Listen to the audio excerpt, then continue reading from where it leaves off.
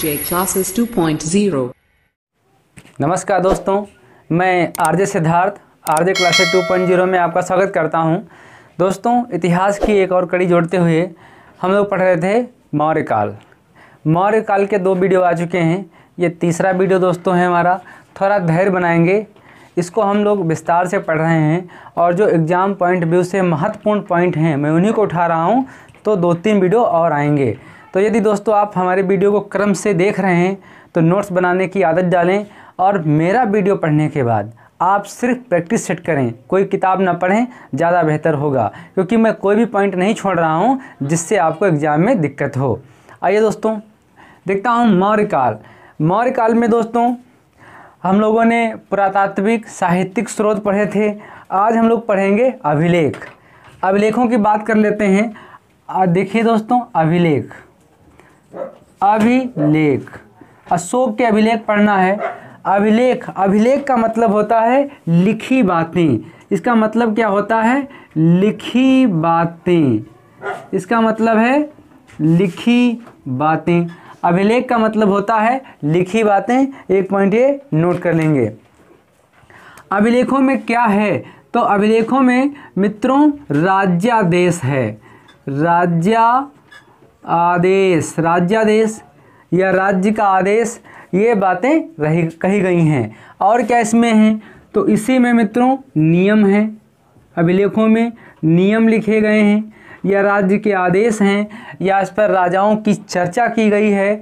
नैतिक संदेश दिए गए हैं। नैतिक संदेश दिए गए हैं। ये सारी बातें अभिलेखों में लिखी गई हैं। इसलिए अभिलेखों को हम चर्चा करेंगे। कितने प्रकार के हैं ये देखते हैं। जो अभिलेख हैं वो 3 प्रकार के हैं। 3 प्रकार के हैं तो कौन है?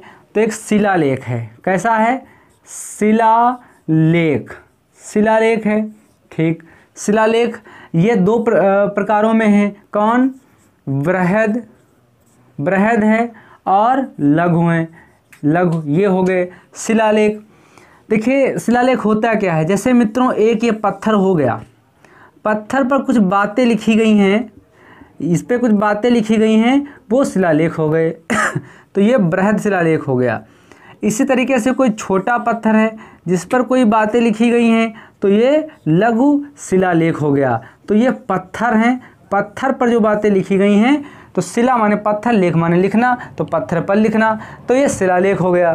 फिर क्या है? स्तंभ लेख है। यहाँ पर स्तंभ लेख का मतलब है कि ये कोई खंबा टाइप में है और यहाँ पर बातें लिखी हुई हैं। ये भी एक कोई छोटा खंबा है, इस पर बातें लिखी हुई हैं। तो स्तंभ लेख ये भी आपका बृहद हो गया, बृहद, और ये लघु हो गया। आप इस पर ध्यान देंगे। तो ये स्तंभ लेख हो गया। दूसरा गुहालेख,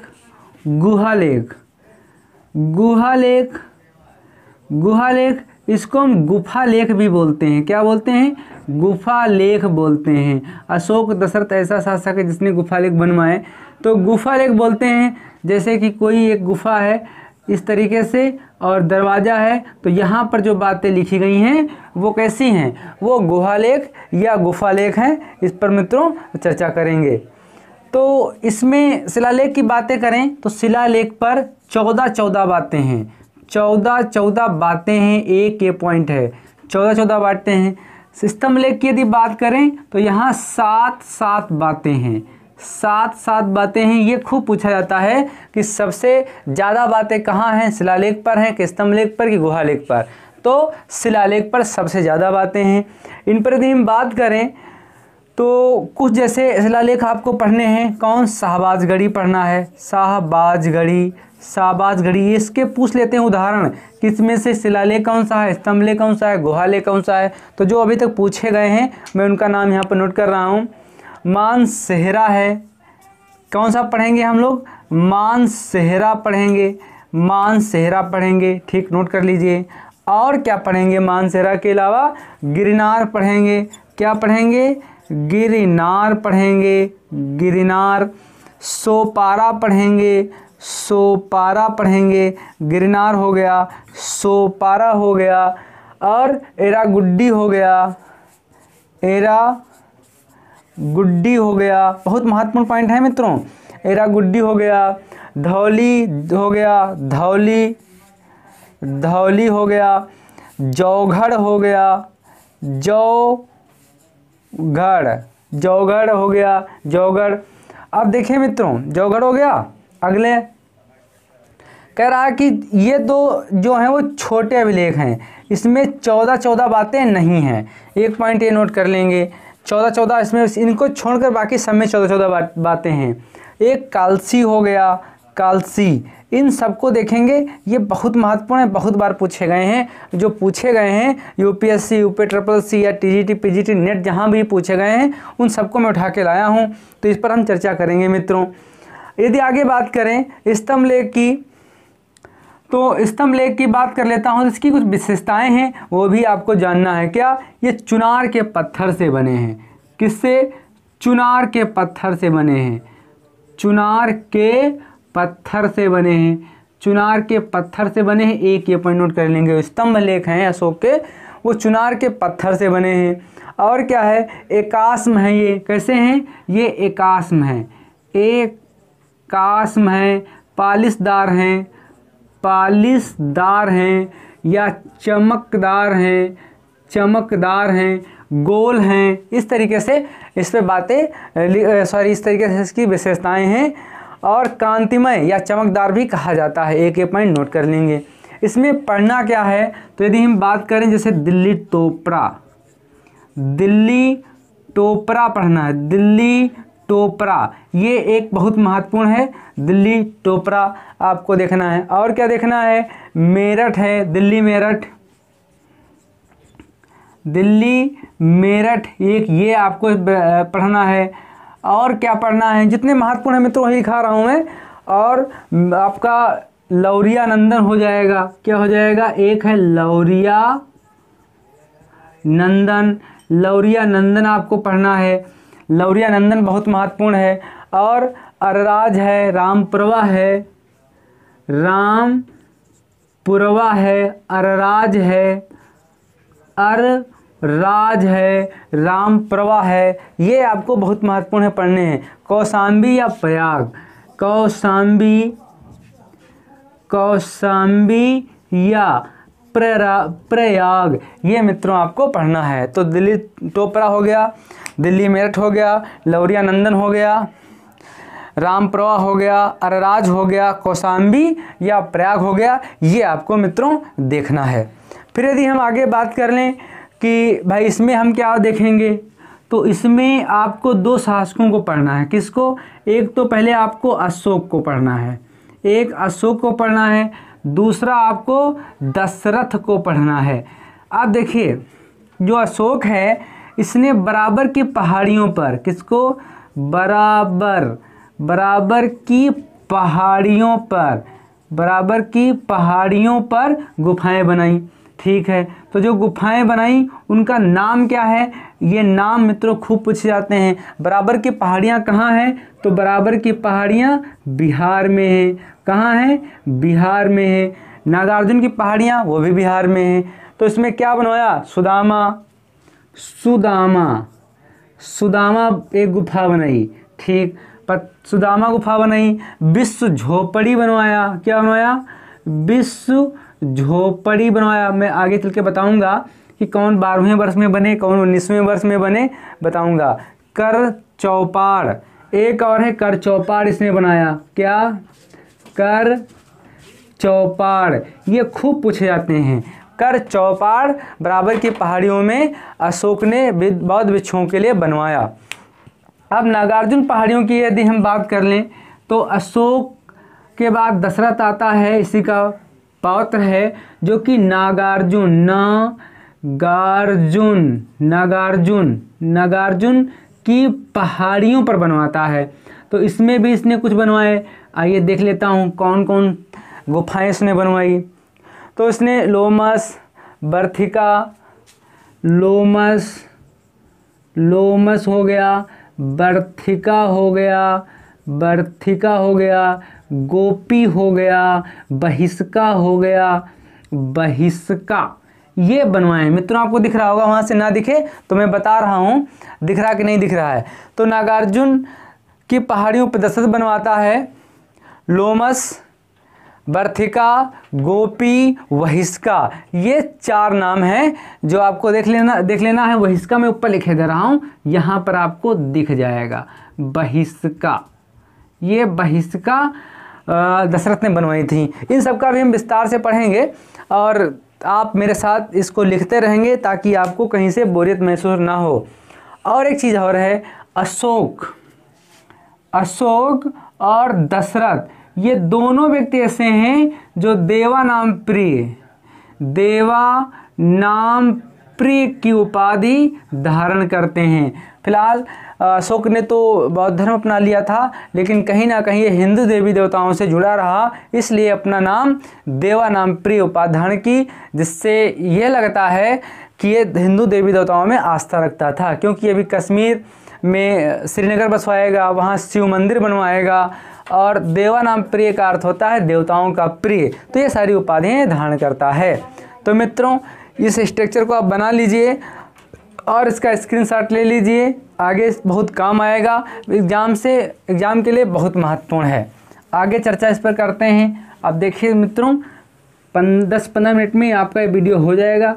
मैं मानता हूँ कि वीडियो कभी कभार बड़ा हो जाता है, लेकिन आप यदि धैर्य से पढ़ेंगे तो आपको कोई दूसरा वीडियो, कोई किताब आपको पढ़ने की ज़रूरत नहीं है। यदि आपको कोई डाउट हो तो मेरा कमेंट बॉक्स आप लोगों के लिए खुला है और हम महत्वाकांक्षी हैं कि आप उसमें कुछ ना कुछ टाइप करेंगे। तो यदि दोस्तों आप पढ़ेंगे तो डाउट भी क्लियर आपके होंगे, डाउट होंगे तो फिर वो क्लियर भी होंगे, और हम पूरा प्रयास करेंगे क्लियर करने का। तो आइए मित्रों देख लेता हूँ शिलालेख।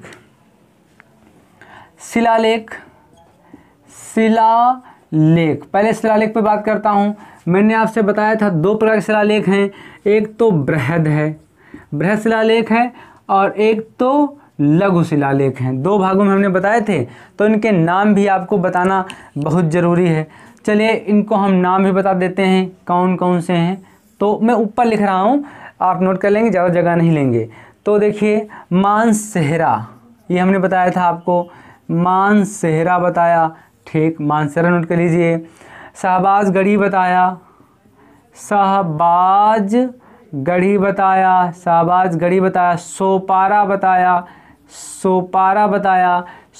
बताया, गिरनार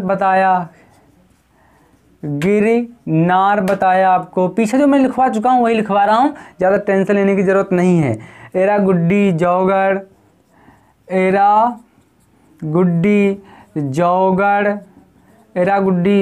सारे नाम पूछे जाते हैं। एरागुड्डी जौगढ़ हो गया, धौली कालसी हो गया, और यहाँ धौली और कालसी हो गया। ये मित्रों आपको देखना है, कहाँ पढ़ते हैं, बस इतना आपको देखना है। तो मित्रों मैं नोट कर रहा हूँ, बना रहा हूँ, जो आप भी बना लीजिए। जैसे मान लीजिए मैं एक भारत बना रहा हूँ, फिलहाल मैं भारत का नक्शा तो सीख नहीं पाया बनाना, ये हमारा दुर्भाग्य है, लेकिन आप लोग सही बनाएंगे। जैसे भी आप बना पाएँ बनाइए, कोई दिक्कत नहीं है, बस थोड़ा सा ध्यान देंगे क्लियर हो जाएगा। चलिए मित्रों बनाने का प्रयास करिए। मैं तो नहीं बना पाता हूँ, सीखने का बहुत प्रयास किया, लेकिन ये हो नहीं पाया हमसे।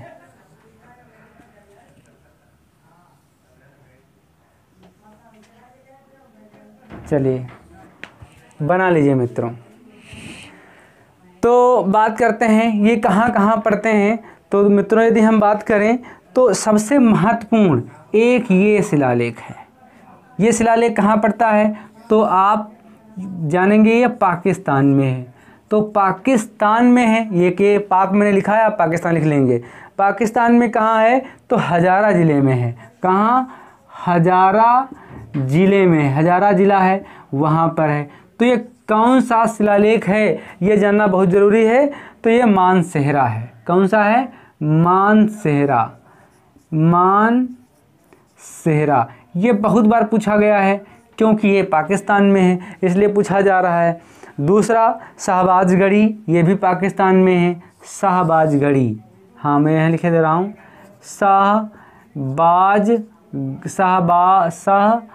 बाजगढ़ी, ये भी पाकिस्तान में है, ये भी पाकिस्तान में है। आप नोट कर लेंगे, ये भी खूब मित्रों पूछा जाता है। तो ये पाकिस्तान में पेशावर ज़िला में, कहाँ है? पेशावर, पेशावर ज़िला में है, पेशावर ज़िला में है। 1 पॉइंट ए। तो मानसेहरा ये पाक मतलब हजारा ज़िले में है, और ये फिर शहबाजगढ़ ये भी पाकिस्तान में है, ये पेशावर ज़िला में है। 1 पॉइंट नोट कर लेंगे मित्रों। अब देखिए एक गुजरात में पड़ता है, ये गुजरात है, यहाँ पर गिरनार, गिरनार, गिरनार को हम गिरनार है तो ये गुजरात में है, गुजरात में है। 1 पॉइंट ये नोट कर लेंगे, गिरनार गुजरात में है। इसको गिरनार जूनागढ़ भी बोलते हैं, जूनागढ़ के नाम से भी हम जानते हैं, ठीक है। गिरनार जूनागढ़ जिला कह सकते हैं। गिरनार गुजरात में जूनागढ़ जिला, ऐसे नोट करिए, जूनागढ़ जिला। एक आपका नीचे पड़ता है महाराष्ट्र में सोपारा, यहाँ पर सोपारा है। सोपारा कहाँ है? महाराष्ट्र में है। महाराष्ट्र में कहाँ है? तो ठाणे ज़िला में है, जहाँ पर आप जानते हैं ट्रेन चली थी, ठाणे ज़िला में है। 1 पॉइंट ये नोट कर लेंगे, ठाणे ज़िला में है, ठीक है। दूसरा यदि हम बात करें कालसी, ये उत्तराखंड में है। कालसी की बात करें तो ये उत्तराखंड में है, कालसी ये उत्तराखंड में है। 1 पॉइंट ये नोट कर लेंगे, कालसी उत्तराखंड में पड़ता है। उत्तराखंड में कहाँ है? तो देहरादून में है, देहरादून। ये मित्रों खूब पूछे जाते हैं, नोट कर लेंगे, देहरादून में है। दोबारा यदि हम बात करें तो जौगढ़, ये कहाँ है? ये उड़ीसा में है, जौगढ़, ये जौगढ़ ये कहाँ है? तो ये उड़ीसा में है। जौगढ़ जो है स्तंभलेख शिलालेख ये जौगढ़ में है, जौगढ़ में है। और क्या?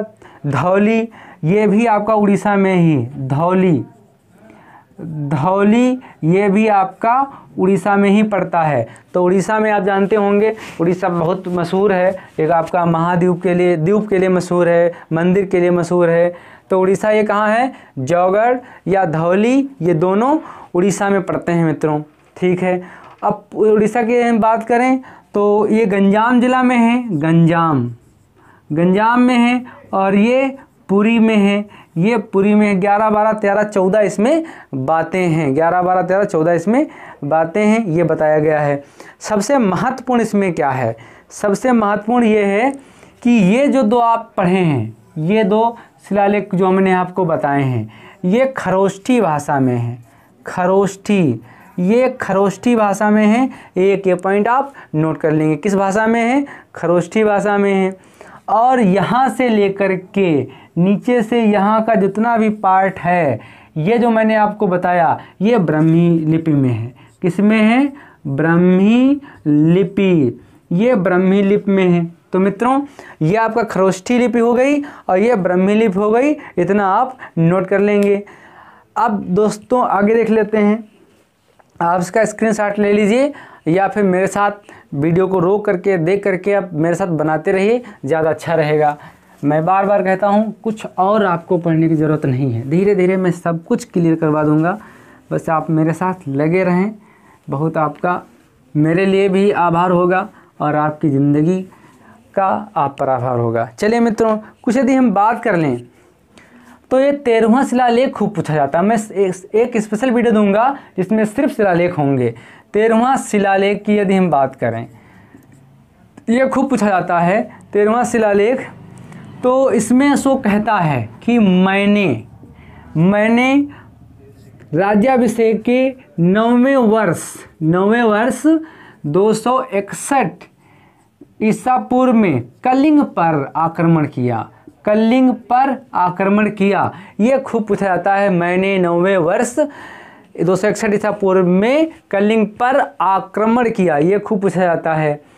इसमें 5 विदेशी राजाओं का उल्लेख है, 5 विदेशी राजाओं का उल्लेख है। आप एक पॉइंट नोट कर लेंगे, 5 विदेशी राजाओं का उल्लेख है या चर्चा की गई है। फर्स्ट और सेकंड दोनों में पड़ोसी देशों की चर्चा है। चलिए दोनों जो पहला अभिलेख और द्वितीय अभिलेख है उसमें भी पड़ोसी राजाओं की जो है चर्चा है। तो मैं बात कर लूँ कि वो कौन कौन से देश हैं जिनकी इस पर चर्चा है, तो मिस्र देश हो गया, इधर ये देश हो गया, और यहाँ पर हम शासक नोट कर सकते हैं। तो एक मिस्र है, मिस्र के जो शासक हैं उसकी भी चर्चा है, तुर्मय या टालमी, तुर्मय या टालमी सेकेंड, इनकी चर्चा करी गई है अभिलेखों में। किसके? अशोक के अभिलेख में। एक पॉइंट ये नोट कर लेंगे। दूसरा है सीरिया, सीरिया, इन सब की बात करेंगे। सीरिया, इनकी भी चर्चा की गई है। सीरिया की चर्चा की गई है कहाँ? अंतियोक, अंतियोक, अंतियोक अभिलेख, अंतियोक जो सीरिया की चर्चा की गई अभिलेख में, उसका शासक अंतियोक है। इसको एंटियोकस सेकंड के नाम से भी जानते हैं, एंटियोकस सेकंड के नाम से जाना जाता है। ये आप पॉइंट नोट कर लेंगे। मकदूनिया की चर्चा है, किसकी? मकदूनिया, मकदूनिया की चर्चा की गई अशोक के अभिलेखों में। तो यदि चर्चा करें कि यहाँ का शासक कौन था, तो अंतेकिन,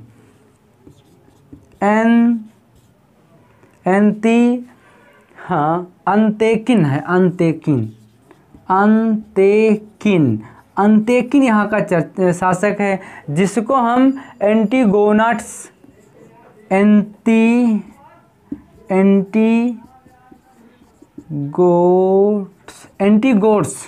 हाँ एंटीगोट्स, एंटीगोनाट्स है, सॉरी, एंटीगोनाट्स के नाम से भी जानते हैं, एंटीगोनाट्स के नाम से भी जानते हैं।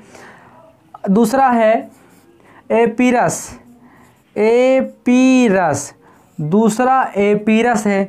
जब दूसरा हम एपीरस की बात करें तो अलेक्जेंडर, अलेक्जेंडर, अलेक्जेंडर, एपीरस की बात करें तो ये अलेक्जेंडर, वहाँ का शासक अलेक्जेंडर है, जिसको अलेक सुंदर के नाम से भी जानते हैं, अलेक सुंदर के नाम से भी जानते हैं, अलेक सुंदर के नाम से जानते हैं। दूसरा है मगध, दूसरा है मगध, जिसका शासक मगध था, इस नाम से भी जानते हैं। तो इन 5 राजाओं का या 5 देशों का भी अशोक के शिलालेख में उल्लेख है। अब मित्रों आते हैं स्तंभ लेख।